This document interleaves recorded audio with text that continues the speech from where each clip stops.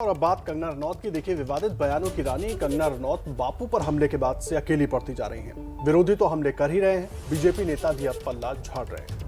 कंगना यानी controversy queen पहले बेबाक बयानों से मशहूर हुई और अब विवादित बयानों से आ गई मुश्किल में। कभी कंगना 2014 में असली आजादी की बात कहती हैं, कभी आजादी को भीख बताती हैं। अब तो बापू पर हमले से उन्होंने मुसीबत मोल ले ली है। हे राम, ये कैसा ज्ञान। जो लोग आजादी के लिए लड़े उसे उन लोगों ने अपने मालिकों को सौंप दिया, क्योंकि उनमें न हिम्मत थी न ही खून में उबाल। वे सत्ता के भूखे और चालाक थे। कंगना रनौत। कंगना के व्हाट्सएप ज्ञान ने उन्हें अहिंसा और सत्याग्रह के पुजारी के दुश्मनों की कतार में खड़ा कर दिया। हे राम, ये कैसा ज्ञान। ये वही लोग थे जिन्होंने हमें सिखाया, अगर कोई तुम्हारे एक गाल पर थप्पड़ मारे तो उसके सामने अपना दूसरा गाल भी आगे कर दो और इस तरह तुमको आजादी मिल जाएगी। ऐसे किसी को आजादी नहीं मिलती, सिर्फ भीख मिलती है। अपने हीरो समझदारी से चुने। कंगना रनौत।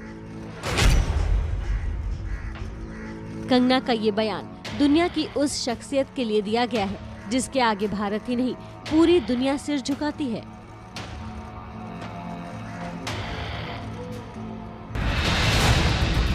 गांधी की शख्सियत की सबसे बड़ी मिसाल क्या होगी कि जिन अंग्रेजों से महात्मा गांधी ने लड़ाई लड़ी, उनकी संसद के सामने आज महात्मा गांधी की प्रतिमा लगी हुई है और इस प्रतिमा का अनावरण खुद प्रधानमंत्री नरेंद्र मोदी ने किया था।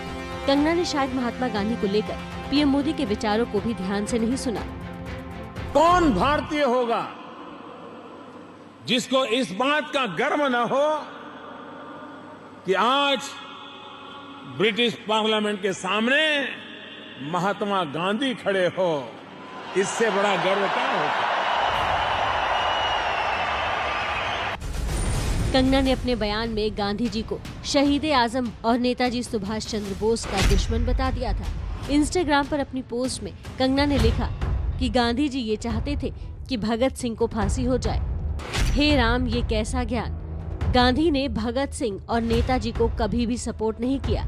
इसके कई सबूत हैं जो इशारा करते हैं कि गांधी जी चाहते थे कि भगत सिंह को फांसी हो जाए। इसलिए आपको चुनना है कि आप किसे सपोर्ट करते हैं। लोगों को अपना इतिहास और अपने नायकों का पता होना चाहिए। कंगना रनौत। वहीं ये सब लिखते और बोलते समय कंगना ने ऐतिहासिक तथ्यों की पूरी तरह अनदेखी की, जिसमें गांधी जी ने भगत सिंह की फांसी रोकने के लिए पत्र लिखा था। 18 फरवरी 1931 से लेकर 23 मार्च के बीच 3 बार मुलाकातें की और 1 बार पत्र लिखा, लेकिन सब व्यर्थ गया। लेकिन गांधी सुभाष के क्या रिश्ते थे, आप सुभाष चंद्र की बेटी अनीता बोस की जुबानी सुनिए।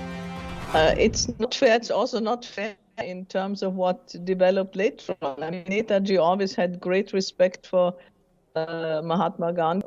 Netaji called Mahatma Gandhi the father of our nation. Gandhi called Netaji the patriot of patriots. आजादी की 75वीं सालगिरह के मौके पर कंगना के ऊल जूल बयानों से राजनीति गर्मा गई है। महाराष्ट्र सरकार से तो कंगना के वैसे भी 36 का आंकड़ा है। अब महाराष्ट्र सरकार ने कंगना पर सीधा वार किया है। कोई नाचने वाली अगर महात्मा जी के ऊपर आरोप करते तो मैं उसके लिए उत्तर देना मैं इसके लिए जरूरी नहीं समझता हूँ। पर कोई सूरज के तरफ थूकने की कोशिश की तो वो थुक्की उनके ऊपर ही, उनके चेहरे ऊपर गिरेगी।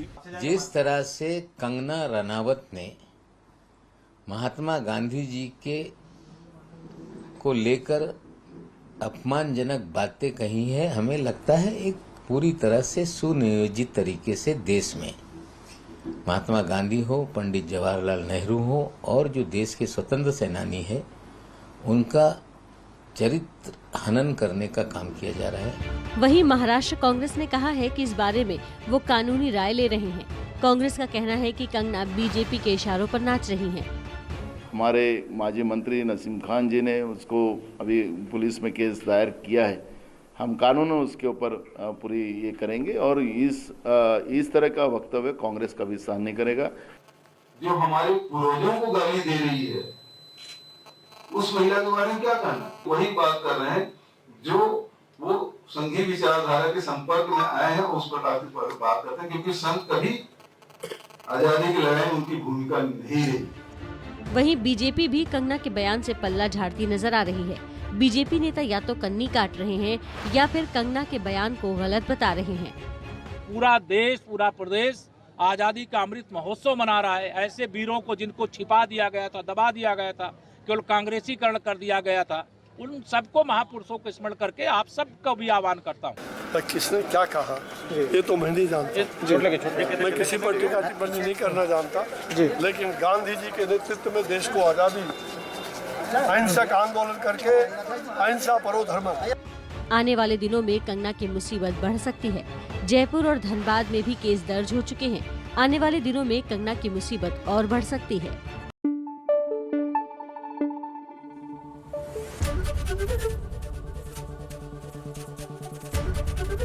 ABP न्यूज़ आपको रखे आगे।